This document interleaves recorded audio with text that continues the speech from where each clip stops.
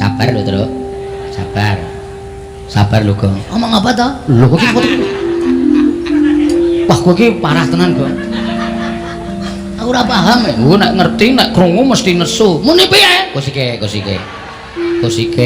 Dungo dirungokke, dirungok. Walah, headsetku ora tak copot. Wah. Duwe headset anyaran dienggo terus tok tancepe apa? Radio cilik. Wo. Kudu HP to. Ora kuat Laku waktu HP kok nganggo headset. Muni ora? Ora ya mengko ngilangi curek. Wo. Dijiki kok. Rumangsaku kok. Mboten napa-napa, sak kersa panjenengan. Lah iya kowe kudu ngakoni, kowe kudu ngaku.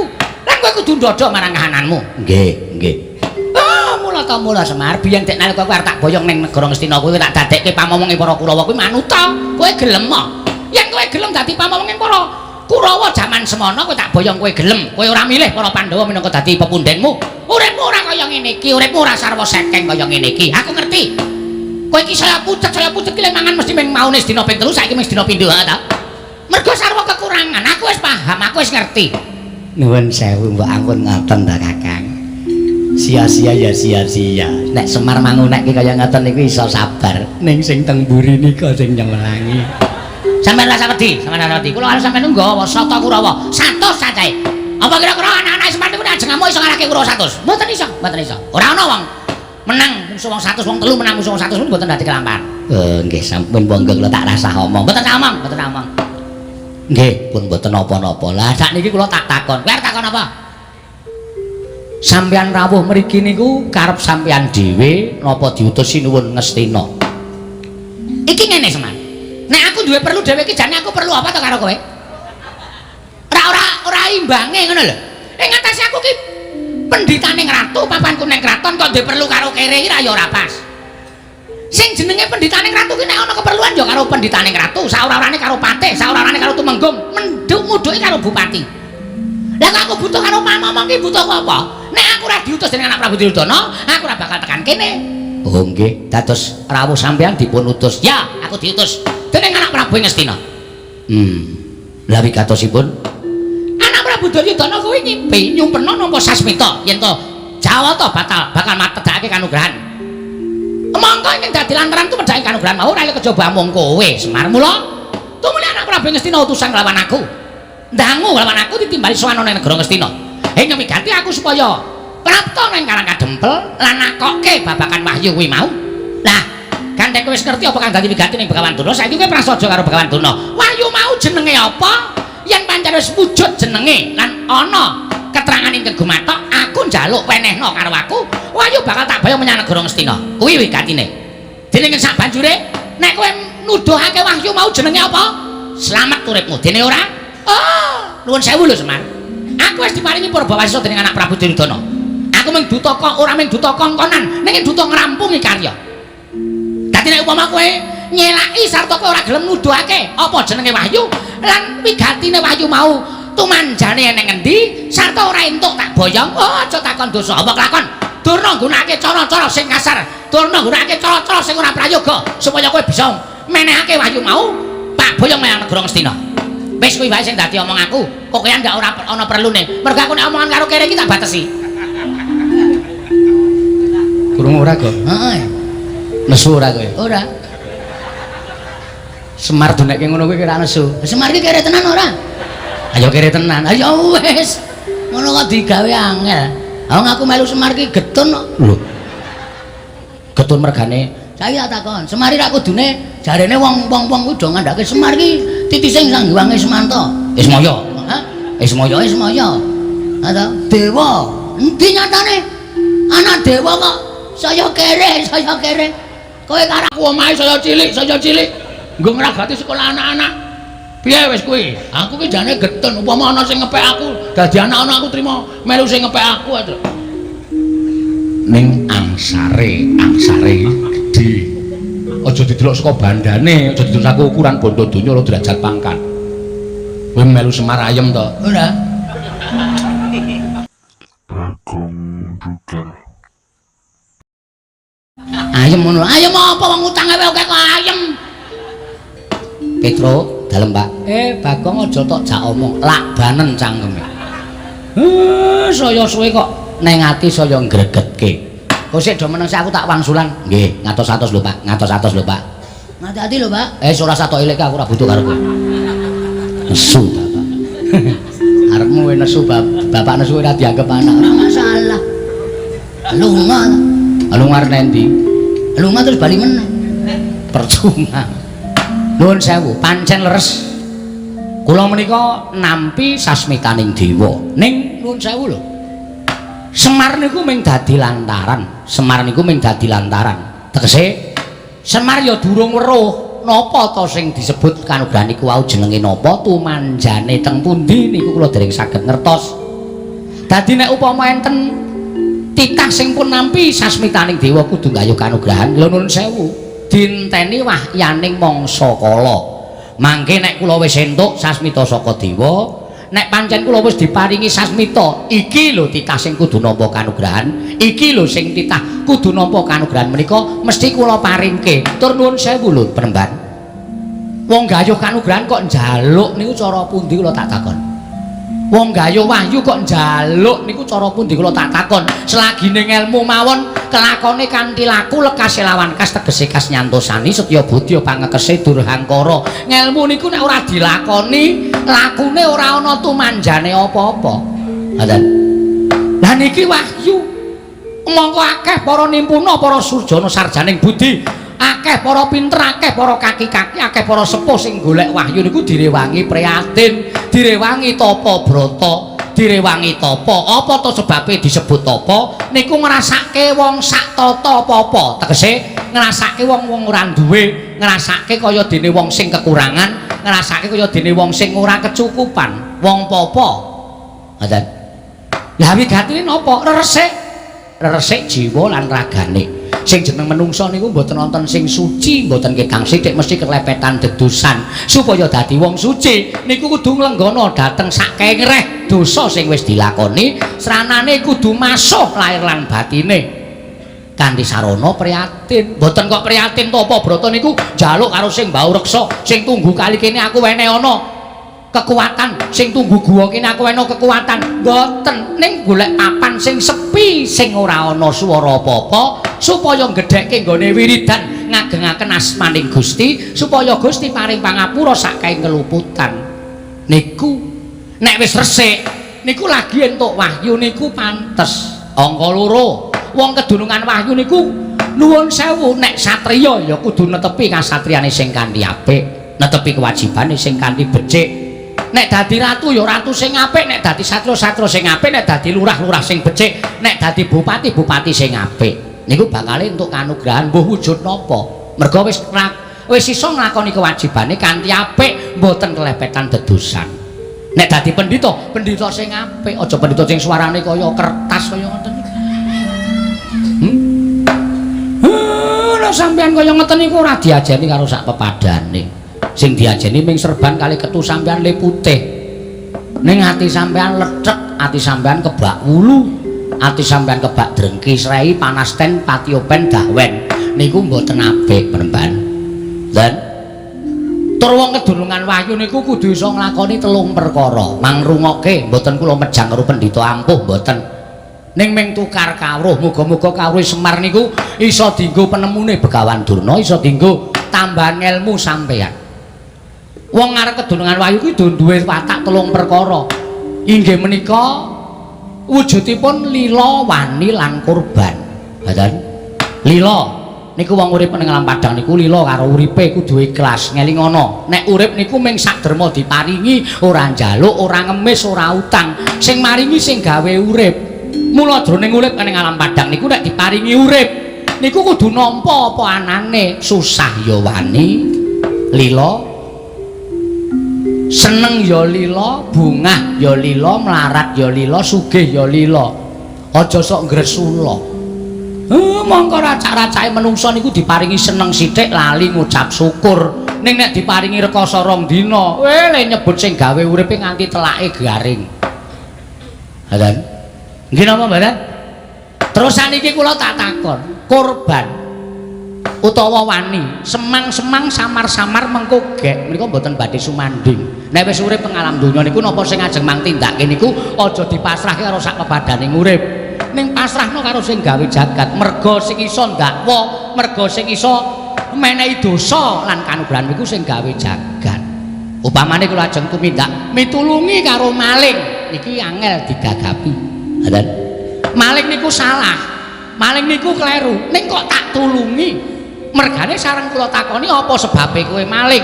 Merga wis ora duwe kepinteran, ora iso nyambut gawe, mongko anake kejet-kejet arep mati. Wong maling sing tanggung jawab iki maling goleki sandang pangan anak sing arep mati ngoten niku nek ditutuki wong napa sampean mentala. Lah carane leh kula nulungi ya iki barang colongamu balekno. Nek kowe butuh apa-apa njaluka aku. Ora ketang aku ora duwe, ning sing becik anakmu tetep urip. Hadan. Gimana? Sing kaping 3 niku korban. Korbaning lahir, korbaning batin. Korbaning lahir menika dana driyah. Weweh tetulung dateng sak pepadane. Ngoten?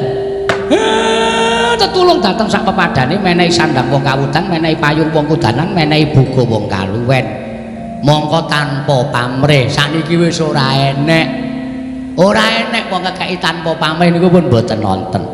Pun kula tak takon. Ujaring para sepuh nek tanganmu tengen menehi tanganmu kiwa aja nganti weruh niku gombal wis ora enten. Racak-racake oke-oke wong sugih diparani jaluki sumbangan menehi akeh ning mesti ana tembunge kula mandongake waras kula mandongake rejekine akeh niku tegese nyumbang wis ora lahir batin mergo dadi dol tinuku dhuwit didol dadekke donga kaya aku ya lah sampeyan malah krasa dhewe to. Mula nek njaluk kanugrahan gayuh wahyu niku ampun njaluk ning budidaya. Lah sinuwun ngestina mboten kersa ngerkaos anane nek entuk sasmita wahyu niku terus kongkonan dumeh dheweke dadi ratu, dumeh dheweke iso dawuh, dumeh dheweke iso kongkon maha rekasa. Emoh masuh lahir lan batine. Ampuk tekan jaman sok kapan mawon nuwun sewu bumi niku tangkep karo langit ratu mestina menika mboten ajeng entuk wahyu pun nek nganti omongane Semar niku merucut mboten enten nyatane mang suwek-suwek niki cangkeme Semar wis Semar Badranaya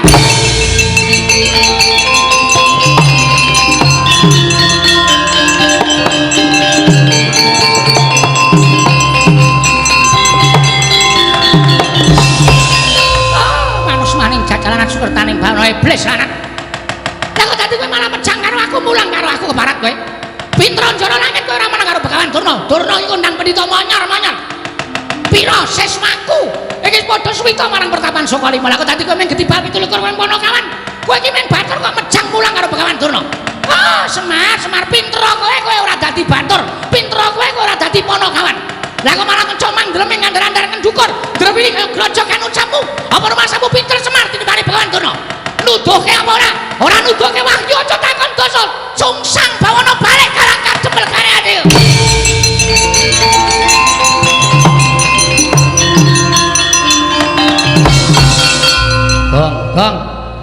Gong. Arep ngopo le?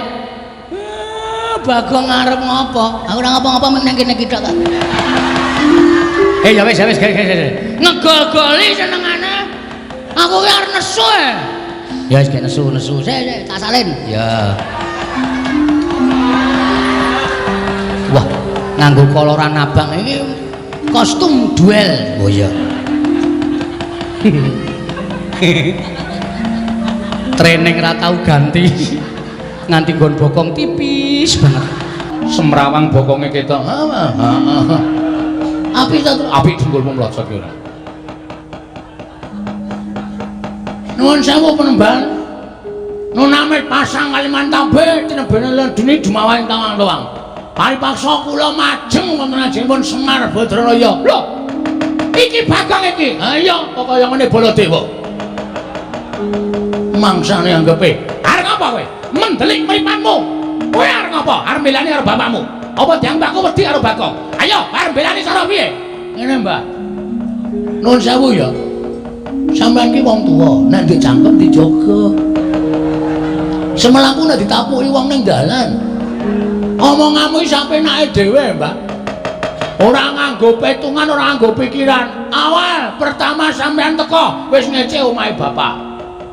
Bapak ki wong kere, omahe ya wis pantes kaya ngene iki, mula ya kuwate mung tuku lincah, mboyo semen. Wong ki aja sok ngembe karo wong liya.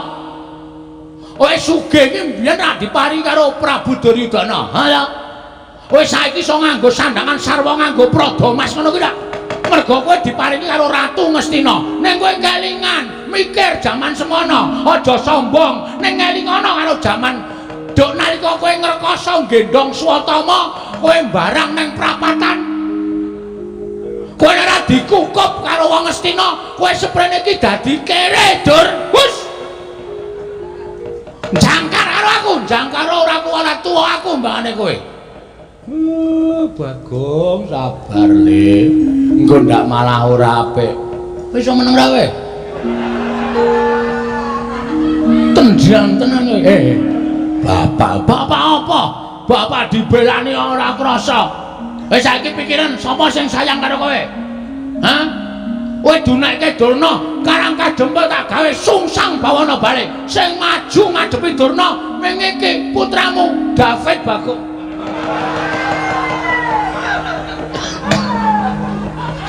Tambah David iki gek kapan lho. Hah? Ngerti ora? Kuwi anakmu sing gedhe dhuwur kuwi tak ndol-ndolke kuwi mung ketap-ketip. Kuwi sing kira kuwi. Mbok diganti matane, matamu ora. Nek aku arep sapa rumasane? Hah? Mikir.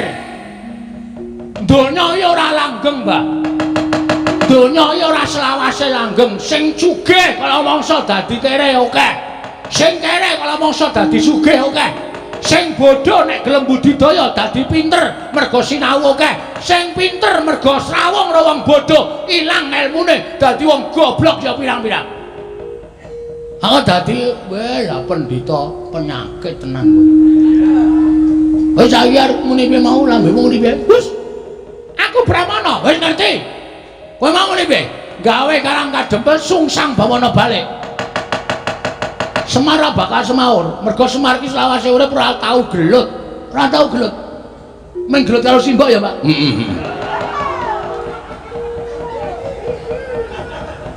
Sumo ya? Heeh. Aku nek weruh Bagong nek malah guyu dhewe. Cah kok mbuh uteke iki. Utekmu kowe. Otak kok utek ora. Ya sorry ora. Saiki ngene. Nek kowe arep gawe sungsang bawana balik Karang Kadempel, Bagong sing ora sarujuk. Aku sing depani Bapak Semar. Lho, yen ngono kowe wani karo Bapak Durna, apamu sing tak wedeni? Biyen tekan saiki Bagong ora wedi lho sapa-sapa. Aku tak golek rokok sik ya, Kang.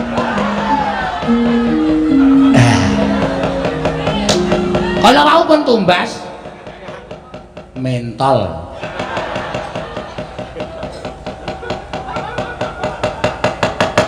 Tegese kowe mari karo Bapak Durna sing tak wedeni apamu? Lho, nek pancen mari yo iki, ampun neter kate dayan. Wah, la iki gayeng iki, Gong, dipikir sik le. Nek nganti Durna engko wani, Durna iki nggawa Kurawa. Ora wedi ora Kurawa. Ora wedi aku. Pokoke bapak ora sang menehi wayu karo Begawan Durna karo Prabu Duryudana. Yo rampungke nang kene iki. Kowe takon nang ndi pampano nenter Kadedayan. Mbah. Lor kulon omahe bapak ki ana lapangan voli. Ayo. Neng kono ditentoke. Kaya apa aku sing tekani pati? Wah, ora minggat metu Jawaya tanti karo semat jasmu ngodyar kowe.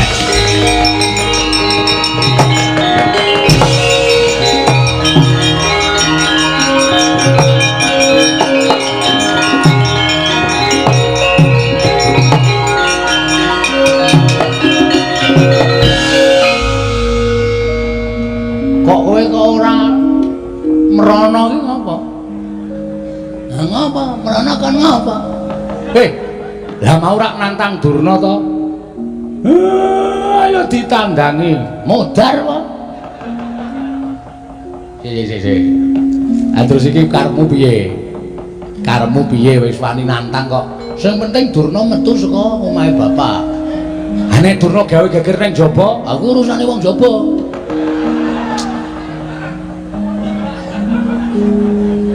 Gong kowe ora edan. Iki serius lho to. Durna nggawa Kurawa 100 nek kon ngrusak Karang Kadempel tak kira ora nganti 3 kedheping netra Karang Kadempel mubal dadi geni.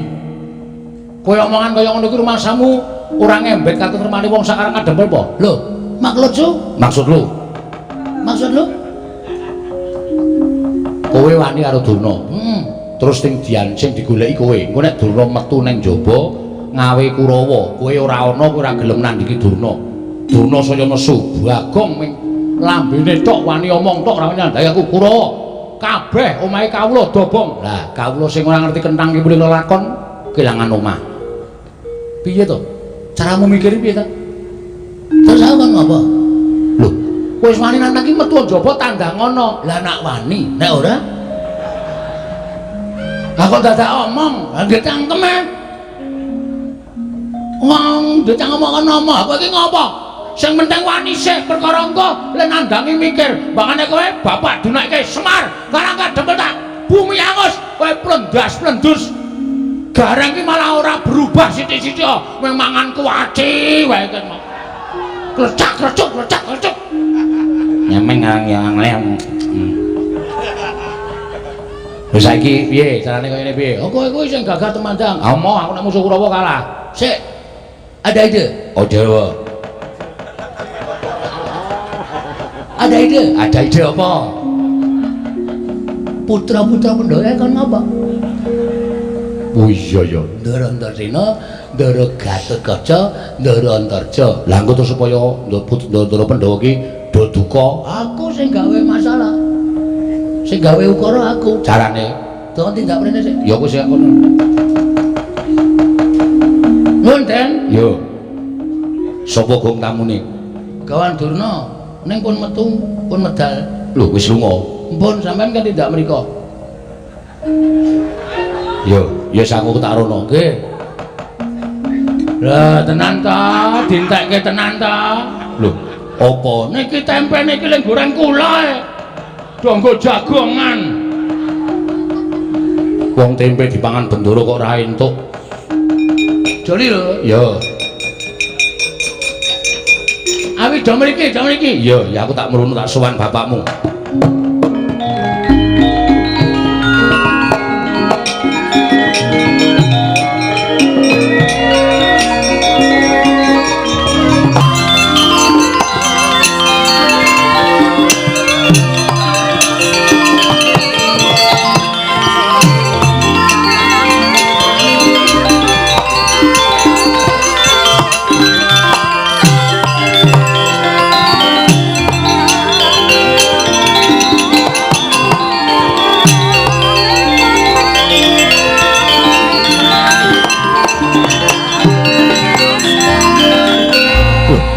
Iki ngopo, Gong? Bapakmu kok ungkep-ungkep mudhun saka pelungguhan mripate ditutupi. Nangis, Bapak. Lho. Nangis ngopo? Oh, Durna mriki niki wau ora tak tendhangi. Lho, gene wis wani nendangi Eyang Durna. Empun saking judheke. Masa Bapak dicedhaki Mbah Semar kowe ngerti wahyu sing ngerti tumiba ning jagat to. Tak jaluk karo Durna nggawa keris. Adi nyunyuk-nyunyukke Bapak Semar, Bapak nganti tiba saka kursi terus nangis niki. Nek mboten kula sing ngewangi ajeng sinten malih? Eyang Durna mentolo karo Kangane Semar. Ngono kuwi ya, Tru? Ya, Tru? Heeh. Ngono kuwi tenan. Bela dalah Kurawa brabrik.